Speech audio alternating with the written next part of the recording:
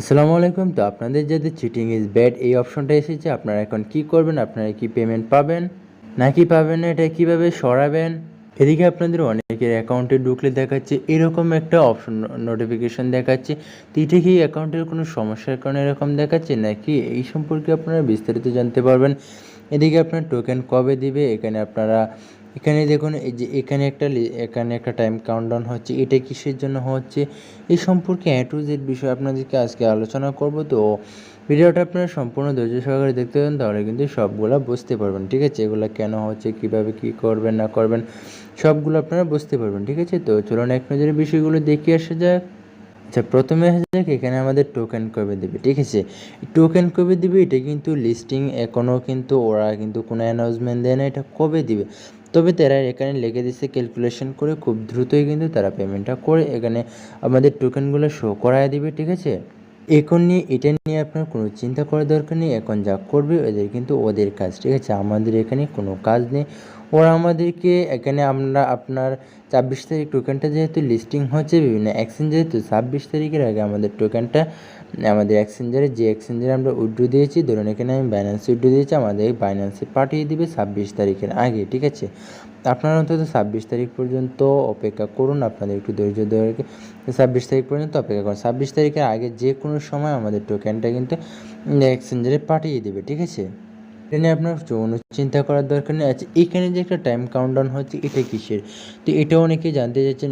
এই টাইমটা হচ্ছে কাউন্টডাউন হচ্ছে আপনার এই টাইমটার পরে। এখন কিন্তু আর আপনারা চাইলেও এখানে কোনো এক্সচেঞ্জার অ্যাড করতে পারবেন না। এক্সচেঞ্জার যাতে অ্যাড করার যা কিছু ছিল সব কিন্তু চলে গেছে। ওকে, তো আপনারা যারা এখনও উইথড্র দেন না, আশা করি অনেকেই উইথড্র দিয়ে ফেলেছে, হয়তো হাতে গোনা 2-4 জন বাকি আছে, কিন্তু আর বাকি সবাই উইথড্র দিয়ে দিয়েছে।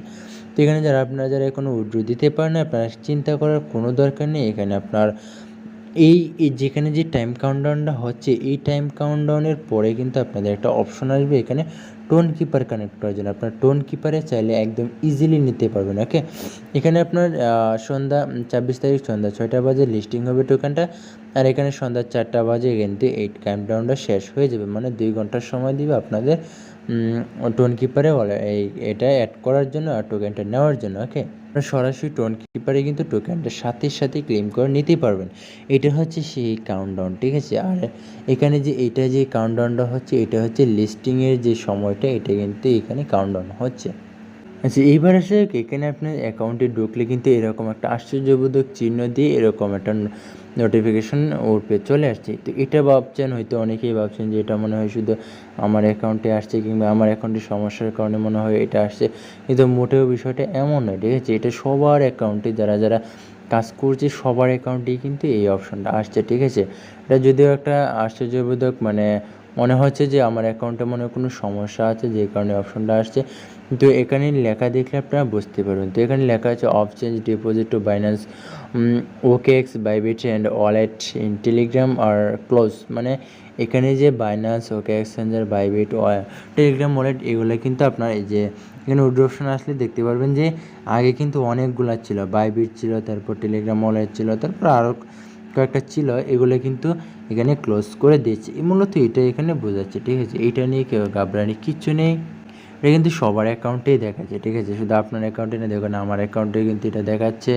তারপরে যদি আপনাদের বিশ্বাস না হয়, এটাকে আমি যদি বাংলা করে বাংলাতে ট্রান্সলেট করি, তাহলে দেখতে পাবেন যে টেলিগ্রাম, বাইন্যান্স এক্সচেঞ্জার, বাইবিট এবং ওয়ালেট নিয়ে অফ চেঞ্জ ডিপোজিট বন্ধ আছে, মানে এখন কিন্তু বন্ধ করে দিয়েছে, মূলত এটাই বোঝাচ্ছে। ওকে, এটা নিয়ে কোনো ঘাবড়ানি কিছু নেই। এদিকে অনেকেরই কিন্তু এই যে চিটিং ইজ ব্যাড অপশনটা চলে এসেছে। ঠিক আছে, এখন আপনারা কি করবেন? আপনারা ধরে নিতে পারেন যে আপনাদের অ্যাকাউন্টটা কিন্তু বন্ধ হয়ে গেছে। ওকে, তারপরেও আপনারা এখানে চাইলে আপনাদের কয়েকটা বিষয় বলে আপনারা চাইলে একটু ট্রাই করে দেখতে পারেন, যদি হয় আর কি।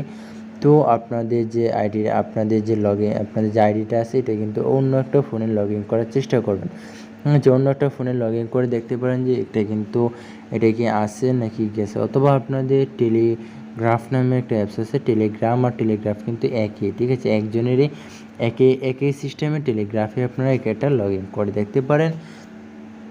বেশি ভালো হবে আপনার অন্য একটা ফোনে লগ ইন করে দেখতে পারেন। আপনার যদি বড় আইডি হয়, যে আমার বড় আইডি আমারটা চলে গেছে, আর যদি আপনার ছোটোখাটো একটা আইডি হয়, তাহলে এটা নিয়ে অত মাথা ঘামানোর দরকার নেই। আপনারা সিজন 2 দিছে, আপনারা সিজন 2 তে কাজ করেন।